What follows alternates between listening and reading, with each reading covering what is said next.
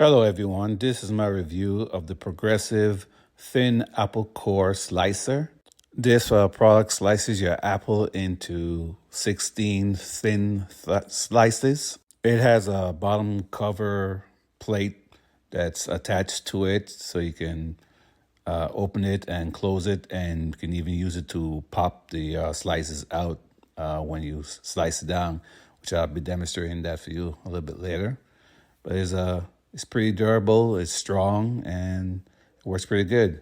So let me go ahead and show you it slicing the apple.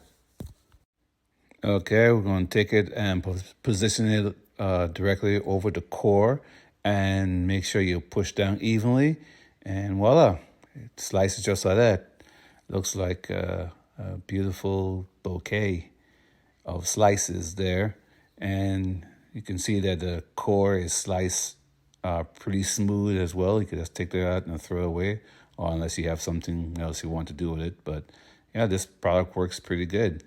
Let me show you when you snap the bottom plate on, it can eject them out just like that, so it'll be easy to pull out. So I hope this review of the Apple Core Slicer helps.